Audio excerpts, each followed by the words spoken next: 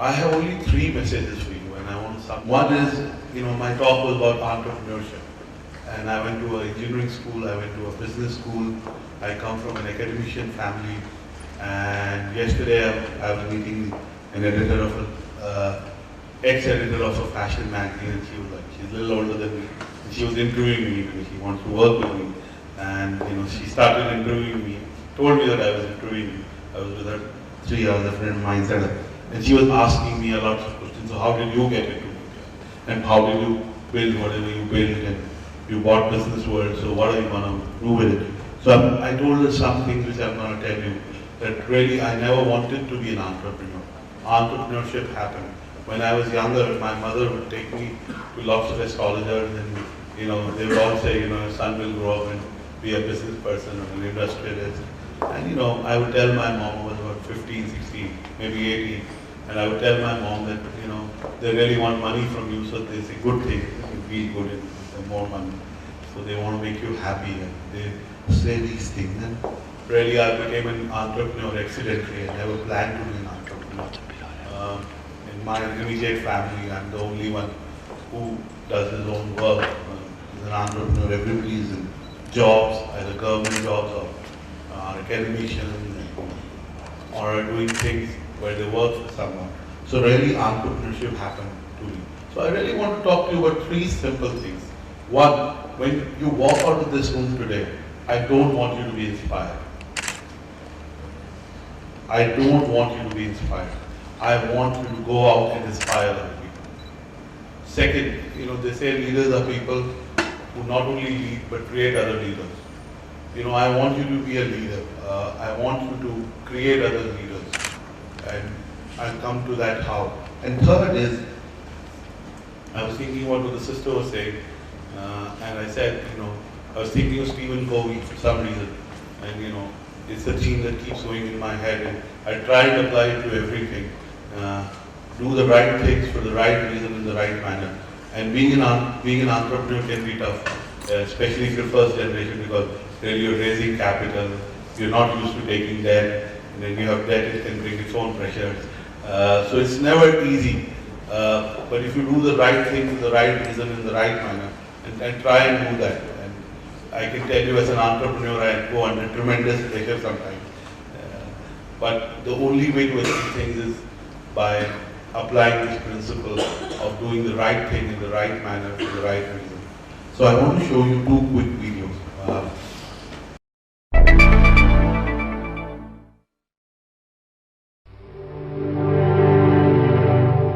Here's to the crazy ones, the misfits, the rebels, the troublemakers, the round pegs in the square holes, the ones who see things differently. They're not fond of rules, and they have no respect for the status quo. You can quote them, disagree with them, glorify or vilify them, but the only thing you can't do is ignore them, because they change things. They push the human race forward. And while some may see them as the crazy ones, we see genius. Because the people who are crazy enough to think they can change the world are the ones who do.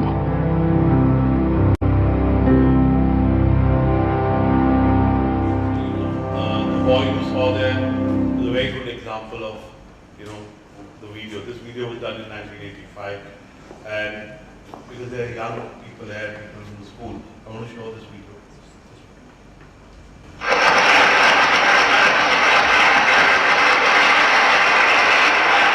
So I'm reprising a talk that I gave in September at Carnegie Mellon University. There's an academic tradition called the last lecture. Hypothetically, if you knew you were going to die and you had one last lecture, what would you say to your students? Well, for me, there's an elephant in the room. And the elephant in the room is that for me, it wasn't hypothetical. I've been fighting pancreatic cancer. It has now come back after surgery, chemotherapy, and radiation. And the doctors tell me there's nothing more to do and I have months to live. These are my most recent CT scans. The pancreatic cancer has spread to my liver. There are approximately a dozen tumors. I don't like this. I have 3 little kids. Let's be clear. This stinks. But I can't do anything about the fact that I'm going to die. I'm pursuing medical treatments, but I pretty much know how this movie's going to end, and I can't control the cards I'm dealt, just how I play the hands. Now, if I'm not morose enough for you, I'm sorry to disappoint, but I don't choose to be an object of pity. And in fact, although I'm going to die soon, I'm actually physically very strong. In fact, I'm probably physically stronger than most of the people in this audience.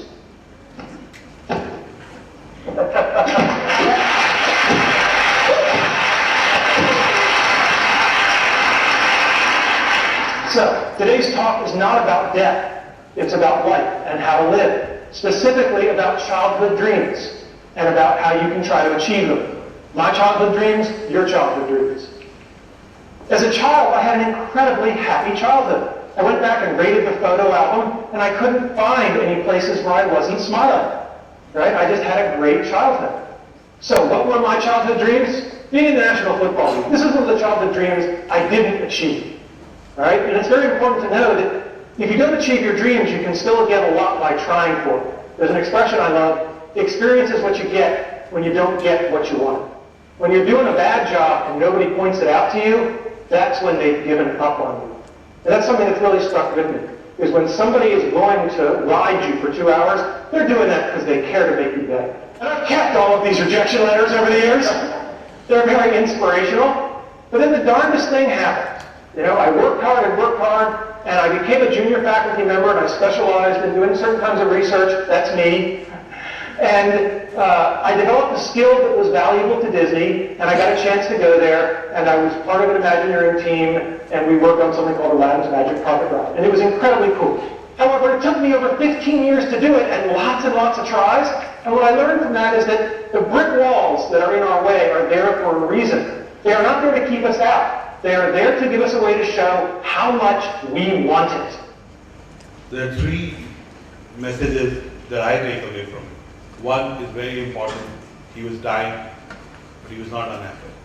He gave the best at that point. Second, you know, when you dream, things happen. It may take time. It took him 15 years to try, and he tried to get it to the Disney Imagineering team. And third, he said about two things. One is the fact that, you know, a lot of times you try for things and you won't get them. It will take time, it takes effort, it takes persistence. But the fact is you'll get experience which is valuable. And that experience will help you do something else which you may not have discovered, you may not have passion at that point, but you'll know that maybe that was the calling. You know, the sister talked about staying in the present. I'm an entrepreneur. I'm always thinking of the future. I'm calibrating things, or visualizing things, and then trying to achieve them. And it's never easy. Sometimes God is very kind. Mostly God is very kind. They happen, but it takes effort. So an entrepreneur is a person who's a futurist. And I heard this from a friend of mine who lives in Bali. He's an Iranian, very close friend of mine. And he calls himself a futurist. He's right there in Bali, you can Google him. So an entrepreneur has to be a futurist. And let me give you, there are students here, it's about what you want to be in the future. It's about calibrating what you want to be. It's visualization, whatever word you want to use. It's about, if I want to visualize being another 15 kgs lesser in my weight. Sir, I am 7 kgs since the last talk you attended. So I am working towards being much lesser. My friend Mahesh Prabhu is here. He knows that I eat very little these days. Eat lots of fruits. So it's about visualization. You have to visualize what you want to do. And I promise you, everyone, I am in this institution, I grew up in Gurgaon. I even went to a business school close by. I got in when the quality control was really bad, first bad, MBI.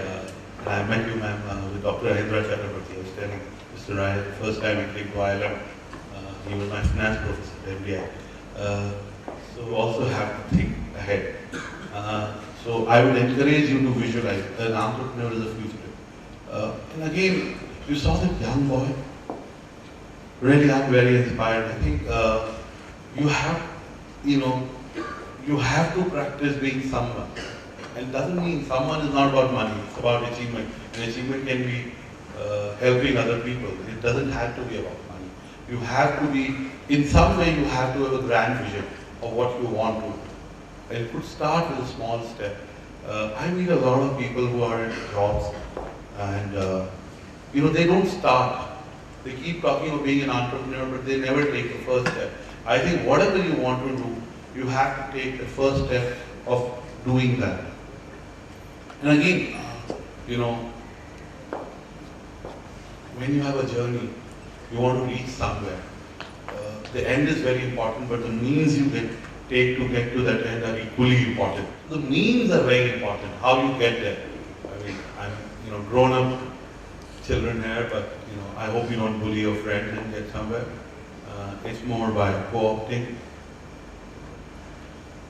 And again, a lot of people ask me, is an entrepreneur a strategic person or is he or she a tactical opportunist?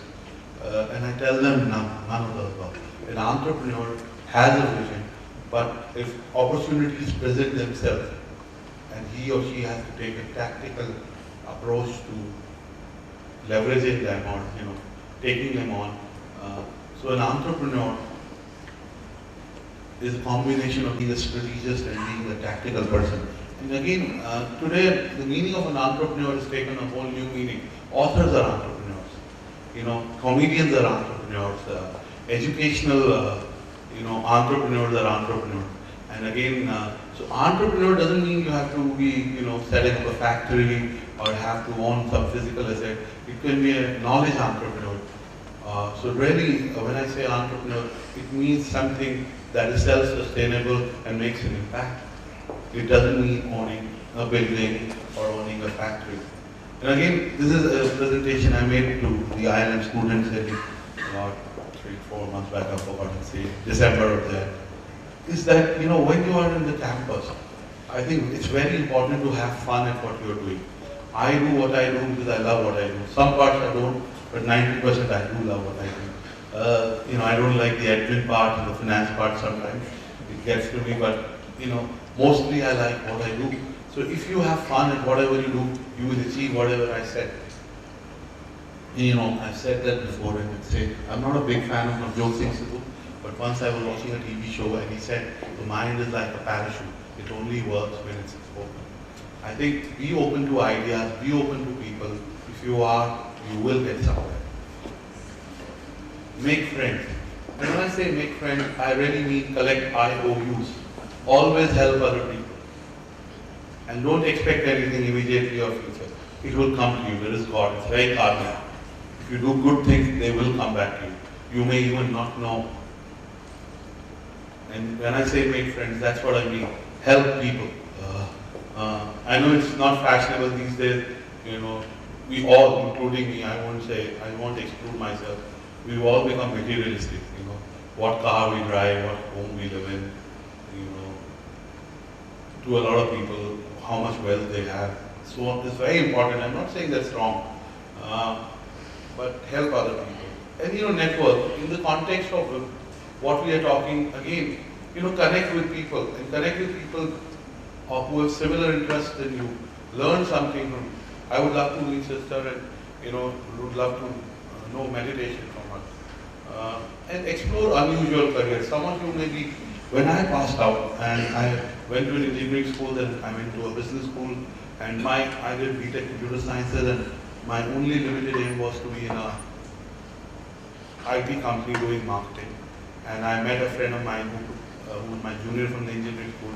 His friend, brother-in-law was setting up Collier's Garden, and I joined a real estate company. And I came back and I told my dad that I'm not going to join Martech, which is my campus job, and I'm going to join Collier's Garden. So my dad asked me, what does it do? So I basically told them it does broking.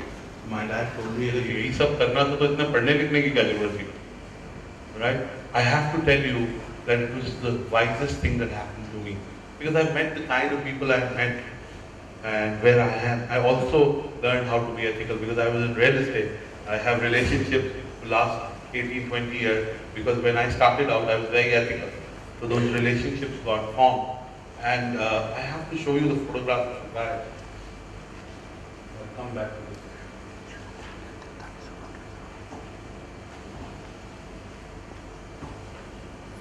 he's my junior from the business school. He's 97th batch pass out of MDI. Today he's the CEO of Cushman Wakefield in Asia Pacific. He's in the global board, and I can tell you he makes more salary than anybody I know from MDI. He gets a multi-million-dollar salaries on the global board, and I recruited him in his first job. So really, he took an unusual career at that time. Joining a real estate company was not really an option.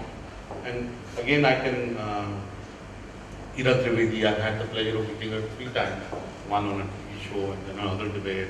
And she became an author. She's a Columbia Business School pass out. Her father is a bureaucrat. He's secretary currently in the government of India. And my friend Papa CJ, who went to a business school in UK and is a top-notch comedian, and he really connects with people in the job of it. And he's in a job, he's a performer. He gets the feedback every 20 seconds. If people are not laughing at his jokes, then he's not really doing something right. And so, and Veer Das, so these are alternate careers. And I want to end by saying be interesting. And I said this before, especially I see young kids, my kids, my wife really keeps my kids in check. They go to Vasant Valley and, touch wood, they always want to please the mom so they don't do anything wrong. And I hope they don't. And I was worried about this video that I saw from a certain school where the 6 students, my wife showed it to me, and what they were doing to the 7th class students. I was very worried. But I tell you, it's very important to be interesting. And when I say interesting, I mean in a manner of knowledge.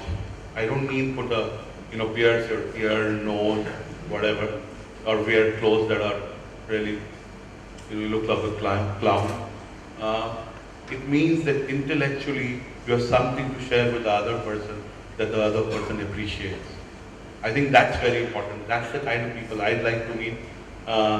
It's also interesting means helping other people. I think whatever I have achieved is because, trust me, I try to live it that way.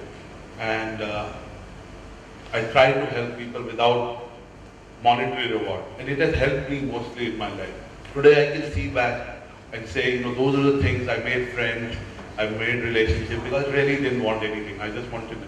So be interesting and stay open-minded. And as I said, when you walk out of here today, don't walk out inspired, but inspired. Thank you.